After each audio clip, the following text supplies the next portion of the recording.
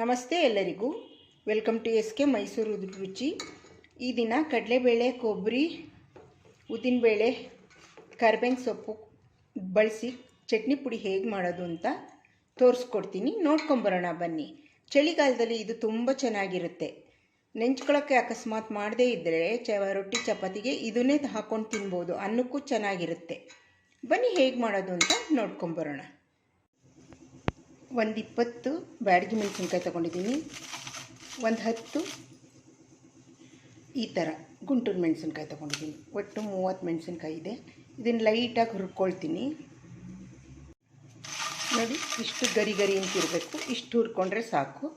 ಇದನ್ನು ಮಿಕ್ಸಿ ಜಾರ್ಗೆ ಹಾಕಿ ಮೊದಲು ಪುಡಿ ಮಾಡ್ಕೋಬೇಕು. ಇವಾಗ ಸ್ವಲ್ಪ ತೊಳೆದು ಒಣಗಿಸ್ಕೊಂಡಿದ್ದೀನಿ. ಕರಿಬೇವಿನ ಸೊಪ್ಪು, ಒಂದು 5-6 ಗೆಂಡೆ ಬಿಡಿಸ್ಕೊಂಡಿದ್ದೀನಿ. ಬೆಳ್ಳುಳ್ಳಿ, ಸ್ವಲ್ಪ ಹಿಂಗೆ ತೊಗೊಂಡಿದ್ದೀನಿ, ಸ್ವಲ್ಪ ಉಪ್ಪು. ಸ್ಟವ್ ಆನ್ ಮಾಡಿದ್ದೀನಿ. ಇದನ್ನು ಲೈಟಾಗಿ ಹುರ್ಕೊಬಿಟ್ಟು ಇಟ್ಕೊಳ್ತೀನಿ ಒಂದು ತಟ್ಟೆಯಲ್ಲಿ. ನೋಡಿ, ಇಷ್ಟಾದರೆ ಸಾಕು. ಇಷ್ಟು ಹುರಿದಿದ್ದಾದರೆ ಸಾಕು. ಇದನ್ನು ಒಂದು ತಟ್ಟೆಗೆ ತೆಗೆದು ಹಾಕ್ತೀನಿ. ಮತ್ತು ಇದಕ್ಕೆ ಒಂದು ಕೊಬ್ಬರಿ ಹಾಕ್ತೀನಿ ತುರಿದ್ಬಿಟ್ಟು.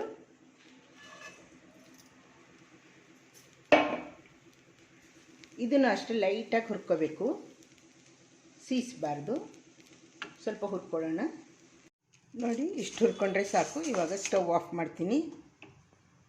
ಈಗ ಮೊದಲು ಮೆಣಸಿನ್ಕಾಯಿ ಪುಡಿ ಮಾಡ್ಕೋಬೇಕು. ಪುಡಿ ಮಾಡಿಕೊಂಡು ಈ ಕೊಬ್ಬರಿ, ಕರಿಬೇವು, ಬೆಳ್ಳುಳ್ಳಿ, ಉಪ್ಪು ಇದರೊಳಗಡೆ ಹಾಕ್ಕೊಂಡು ಪೌಡ್ರ್ ಮಾಡಿಕೊಂಡು ಒಂದು ಪಾತ್ರೆಗೆ ತೆಗೆದಿಟ್ಟಾದಮೇಲೆ ಇದನ್ನು ಪೌಡ್ರ್ ಮಾಡ್ಕೋಬೇಕು.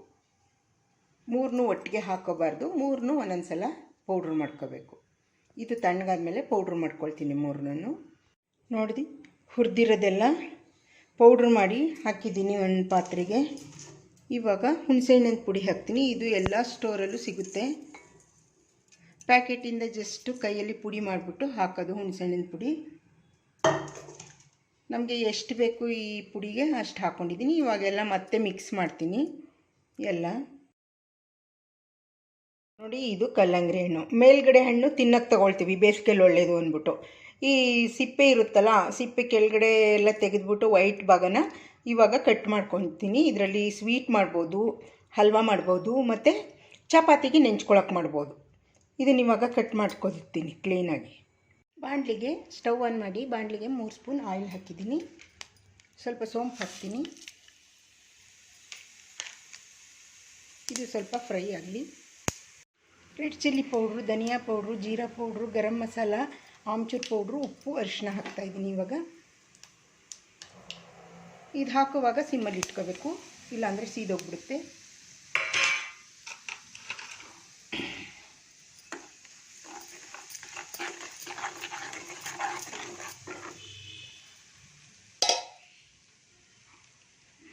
ಇವಾಗ ಕಲ್ಲಂಗಡಿ ಹಣ್ಣಿಂದು ವೈಟ್ ಪಾರ್ಟ್ ಕಟ್ ಮಾಡ್ಕೊಂಡಿದ್ದೀನಿ, ಅದನ್ನು ಹಾಕ್ತೀನಿ. ನೋಡಿ, ಸಿಮ್ಮಲ್ಲೇ ಇಟ್ಕೊಂಡು ಫ್ರೈ ಮಾಡಬೇಕು. ಇವಾಗ ಕೊತ್ತಂಬರಿ ಸೊಪ್ಪು, ಕರಿಬೇವಿನ ಸೊಪ್ಪು ಹಾಕ್ತೀನಿ.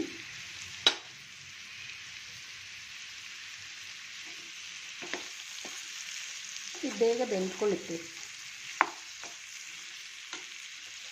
ಒಂದು ಪ್ಲೇಟ್ ಮುಚ್ಚಿ ಬೇಯಿಸೋಣ. ನೋಡಿ, ಹೀಗೆ ಫ್ರೈ ಸಿಮ್ಮಲ್ಲೇ ಮಾಡಬೇಕು, ಫ್ರೈ ಆಗೋಗುತ್ತೆ ಬೇಗ. ಇದು ಸೈಡ್ ಡಿಶ್ಗೆ, ಚಪಾತಿ, ರೊಟ್ಟಿ ಅದಕ್ಕೆಲ್ಲ ನೆಂಚ್ಕೊಂಡು ತಿನ್ನೋಕ್ಕೂ ಚೆನ್ನಾಗಿರುತ್ತೆ. ಊಟಕ್ಕೂ ಸೈಡ್ ಡಿಶ್ ಆಗಿ ಬಳಸ್ಕೋಬೋದು. ಇದು ಸ್ವಲ್ಪ ಫ್ರೈ ಆಗಲಿ.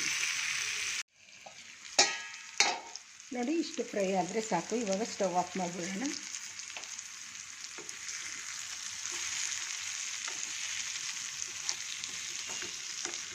ಕೆಲವರು ವೈಟ್ ಪಾರ್ಟ್ ಎಸಿತಾರೆ ಕಲ್ಲಂಗಡಿ ಹಣ್ಣಿಂದು. ಈ ಥರ ಮಾಡಿ ನೋಡ್ಕೊಳ್ಳಿ ಒಂದು ಸಲ, ತುಂಬ ಚೆನ್ನಾಗಿರುತ್ತೆ.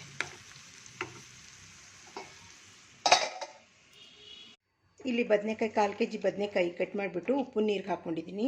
ಇವಾಗ ಕ್ಲೀನಾಗಿ ತೊಳ್ಕೊಳ್ತೀನಿ. ಇದನ್ನು ರುಬ್ಬೋದಕ್ಕೆ ಶುಂಠಿ, ಬೆಳ್ಳುಳ್ಳಿ, ಹಸಿಮೆಣಸಿನ್ಕಾಯಿ, ಖಾರಕ್ಕೆ ತಕ್ಕಂತೆ, ಕರಿಬೇವಿನ ಸೊಪ್ಪು, ಕೊತ್ತಂಬರಿ ಸೊಪ್ಪು ಇಷ್ಟನ್ನು ಮಿಕ್ಸಿಗೆ ಹಾಕಿ ನೀರು ಹಾಕದೆ ಪುಡಿ ಮಾಡ್ಕೊಳ್ತೀನಿ.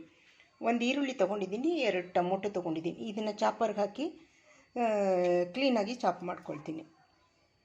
ಒಂದು ಪಾತ್ರೆಗೆ 3 ಸ್ಪೂನ್ ಎಣ್ಣೆ ಹಾಕಿದ್ದೀನಿ.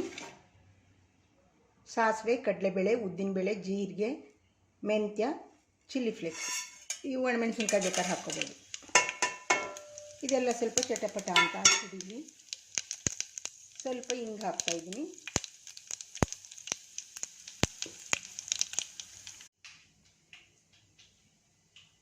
ಸ್ವಲ್ಪ ಟೊಮೊಟೊ ಈರುಳ್ಳಿ ಚಾಪ್ ಮಾಡ್ಕೊಂಡಿದ್ದೀನಿ.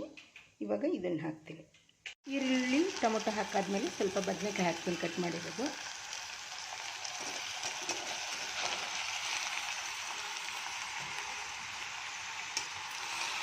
ಇದು ಸ್ವಲ್ಪ ಚೆನ್ನಾಗಿ ಫ್ರೈ ಆಗಲಿ.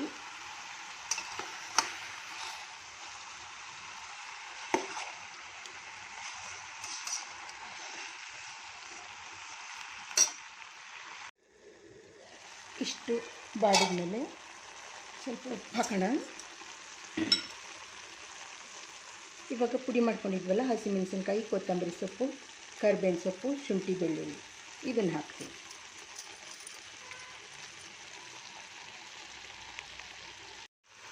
ರುಬ್ಬಿರೋದು ಮಸಾಲೆ ಪುಡಿ ಹಾಕ್ಬಿಟ್ಟು ಈ ರೀತಿ ಚೆನ್ನಾಗಿ ಬಾಡಿಸಾದ್ಮೇಲೆ ಸ್ವಲ್ಪ ಹುಣಸೆ ಹುಳಿ ಹಾಕ್ತೀನಿ.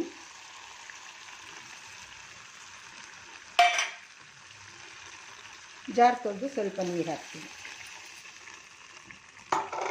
ತೆಂಗಿನಕಾಯಿ ಇಲ್ಲದೆ ಇದ್ದಾಗ ಮನೆಯಲ್ಲಿ ಈ ರೀತಿ ಬದನೆಕಾಯಿದು ಮಸಾಲೆ ಬದನೆಕಾಯಿ ರೊಟ್ಟಿ, ಚಪಾತಿ, ದೋಸೆ ಅದಕ್ಕೆಲ್ಲ ಮಾಡಿ ನೋಡಿ. ಇಷ್ಟು ಗಟ್ಟಿ ಇರಬೇಕು, ತುಂಬ ತೆಳ್ಳಿ ಇರಬಾರ್ದು. ಇದು ಸ್ವಲ್ಪ ಎಲ್ಲ ಹೊಂದ್ಕೊಳ್ಳಿ, ಹುಳಿ ಉಪ್ಪು ಎಲ್ಲ ಹೊಂದ್ಕೊಳ್ಳಿ. ಒಂದು ಪ್ಲೇಟ್ ಮುಚ್ಚಿ ಸಿಮ್ಮಲ್ಲಿ ಇಡ್ತೀನಿ. ಇವಾಗ ನೋಡಿ, ಮಸಾಲೆ ರುಬ್ಬಿರೋದು ಬದನೆಕಾಯಿ ಗೊಜ್ಜು ರೆಡಿಯಾಗಿದೆ. ಇದು ದೋಸೆ, ಚಪಾತಿ, ರೊಟ್ಟಿ, ಅನ್ನಕ್ಕೂ ಕೂಡ ಚೆನ್ನಾಗಿರುತ್ತೆ. ಇವಾಗ ಸ್ಟವ್ ಆಫ್ ಮಾಡೋಣ. ಇದಾಗಿದೆ. ಒಂದು ಪಾತ್ರೆಯಲ್ಲಿ ಸ್ವಲ್ಪ ನೀರಿಟ್ಟಿದ್ದೀನಿ. ಇಲ್ಲಿ ಸ್ವಲ್ಪ ಒಂದು 10 ಗೋಡಂಬಿ ನೆನೆಸ್ಕೊಂಡಿದ್ದೀನಿ. ಇಲ್ಲಿ ಸ್ವಲ್ಪ ಏಲಕ್ಕಿ ಪುಡಿ, ಉಪ್ಪಿನ ಪುಡಿ ಹಾಕ್ತೀನಿ. ಇದಕ್ಕೆ ಸ್ವಲ್ಪ ನಿಂಬೆ ರಸ ಎಷ್ಟು ಬೇಕೋ ಅಷ್ಟು ಹಾಕೋಬೋದು. ಇದು ನಾನು ನಿಂಬೆ ರಸ ತೆಗೆದ್ಬಿಟ್ಟು ಫ್ರೀಝರಲ್ಲಿ ಇಟ್ಕೊಂಡಿರ್ತೀನಿ. ಸ್ವಲ್ಪ ಈಚೆಗೆ ತೆಗೆದ್ರೆ ಅದು ನೀರಾಗುತ್ತೆ. ಆವಾಗ ನಾವು ಎಷ್ಟು ಬೇಕೋ ಅಷ್ಟು ಹಾಕೋಬೋದು. ಮನೆಗೆ ಯಾರು ಬಂದಾಗ ಜ್ಯೂಸ್ ಮಾಡ್ಕೊಡೋಕ್ಕೆ ತುಂಬ ಚೆನ್ನಾಗಿರುತ್ತೆ.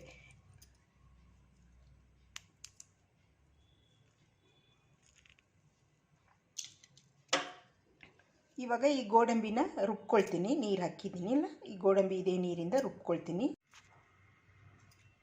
ಇದು ನಿಂಬೆ ಉಪ್ಪು ಹಾಕ್ತಾಯಿದ್ದೀನಿ ಸ್ವಲ್ಪ. ಇದು ಅಂಗಡಿಲಿ ಸಿಗುತ್ತೆ, ನಿಂಬೆ ಉಪ್ಪು ಕೊಡಿ ಅಂದರೆ ಕೊಡ್ತಾರೆ. ನಿಂಬೆಹಣ್ಣಿನ ಜ್ಯೂಸ್ಗೆ ಹಾಕಿದ್ರೆ ಇದು ಕರ್ಕೊಳ್ಳುತ್ತೆ, ಆಮೇಲೆ ಕರಗುತ್ತೆ. ಸಕ್ಕರೆ ಎಲ್ಲ ಕರಗಲಿ. ಇವಾಗ ಈ ಗೋಡಂಬಿ ರುಬ್ಕೊಳ್ತೀನಿ. ಇವಾಗ ನಮಗೆ ಎಷ್ಟು ಬೇಕು ಒಂದು ಅಳತೆಗೆ ಸಕ್ಕರೆ ಹಾಕ್ಕೋಬೋದು. ಆಮೇಲೆ ಕುಡಿದು ನೋಡಿದಾಗ ಜಾಸ್ತಿ ಸಿಹಿ ಇದ್ದರೆ ನೀರು ಬೆರೆಸ್ಕೋಬೋದು, ಸಪ್ಪೆ ಆದರೆ ಸಕ್ಕರೆ ಹಾಕ್ಕೋಬೋದು. ಇವಾಗ ಸಕ್ಕರೆ ಹಾಕ್ತೀನಿ. ಇದಕ್ಕೆ ಎಲ್ಲ ಕರಗಿಸ್ತೀನಿ ಸಕ್ಕರೆ ಹಾಕಿಬಿಟ್ಟು. ನೋಡಿ, ಈ ರೀತಿ ಗೋಡಂಬಿನ ರುಬ್ಬ ಹಾಕಿದ್ರೆ ಏನಿದು ಜ್ಯೂಸು ಯಾವುದು ಅಂತ ಇದು ಮಾಡ್ತಾರೆ. ಚೆನ್ನಾಗಿರುತ್ತೆ ತುಂಬ.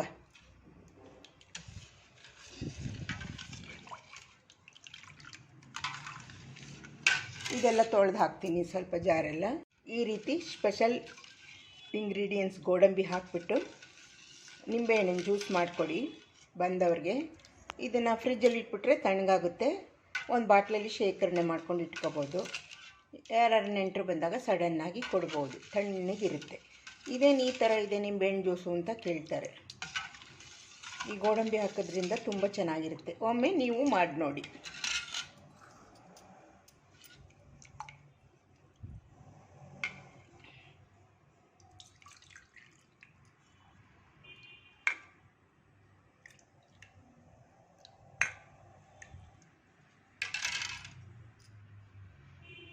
ಈ ರೀತಿ ಬಂದವ್ರಿಗೆ ಲೋಟಕ್ಕೆ ಹಾಕಿ ಕೊಡಿ. ನೋಡಿ, ಎಲ್ಲ ಮಿಕ್ಸ್ ಮಾಡಿದ್ದೀನಿ. ಪೌಡ್ರೆಲ್ಲ ಹುರಿದು ಪುಡಿ ಮಾಡಿ ಮಿಕ್ಸ್ ಮಾಡಿದ್ದೀನಿ. ಹುಣಸೆ ಹಣ್ಣಿನ ಪುಡಿ ದಿನಸಿ ಅಂಗಡಿಲಿ ಸಿಗುತ್ತೆ. ಹುಣಸೆ ಹಣ್ಣಿನ ಪೌಡ್ರ್ ಕೊಡಿ ಅಂದರೆ ಕೊಡ್ತಾರೆ. ಉಪ್ಪು ಸರಿ ಇದೆಯಾ ನೋಡಿ ಒಂದು ಏರ್ ಟೈಟ್ ಬಾಕ್ಸ್ಗೆ ತುಂಬ್ಕೊಳ್ಳಿ. ರೊಟ್ಟಿ, ಚಪಾತಿ, ಅನ್ನಕ್ಕೂ ನೆಂಚ್ಕೋಬೋದು. ತುಪ್ಪ ಹಾಕ್ಬಿಟ್ಟು ಈ ಚಟ್ನಿ ಪೌಡ್ರು ಹಾಕ್ಬಿಟ್ರೆ ಹಾಗೆ ತಿನ್ಬಿಡ್ಬೋದು. ಈ ಚಳಿಗಾಲದಲ್ಲಿ ತುಂಬ ಚೆನ್ನಾಗಿರುತ್ತೆ. ಇದೇ ರೀತಿ ಹುಚ್ಚೆಳ್ಳಲ್ಲಿ ಮಾಡ್ಕೋಬೋದು, ಕಡಲೆಕಾಯಿ ಬೀಜದಲ್ಲಿ ಮಾಡ್ಕೋಬೋದು, ಬಿಳಿ ಎಳ್ಳಲ್ಲಿ ಮಾಡ್ಕೋಬೋದು, ಕರಿ ಎಳ್ಳಲ್ಲಿ ಮಾಡ್ಕೋಬೋದು. ನಾನು ಕಡಲೆಬೇಳೆ, ಉದ್ದಿನಬೇಳೆ ಹಾಕಿ ಮಾಡಿದ್ದೀನಿ. ಕರಿಬೇವಿನ ಸೊಪ್ಪು, ಕೊಬ್ಬರಿ, ಒಣಮೆಣಸಿನ್ಕಾಯಿ, ಬೆಳ್ಳುಳ್ಳಿ, ಹುಣಸೆಹಣ್ಣಿನ ಪೌಡ್ರ್ ಇಷ್ಟು ಹಾಕಿ ಮಾಡಿದ್ದೀನಿ. ಇಂಗು. ಇದನ್ನು ಏರ್ಟೈಟ್ ಬಾಕ್ಸ್ಗೆ ಹಾಕಿ ತುಂಬಿಟ್ಕೊಳ್ಳಿ. ಈ ರೆಸಿಪಿ ನಿಮಗೆ ಇಷ್ಟ ಆದರೆ ಲೈಕ್ ಮಾಡಿ, ಶೇರ್ ಮಾಡಿ, ನನ್ನ ಚಾನಲ್ಗೆ ಸಬ್ಸ್ಕ್ರೈಬ್ ಆಗಿ. ಮತ್ತೆ ಬರ್ತೀನಿ ಹೊಸ ರುಚಿಯೊಂದಿಗೆ. ಬಾಯ್.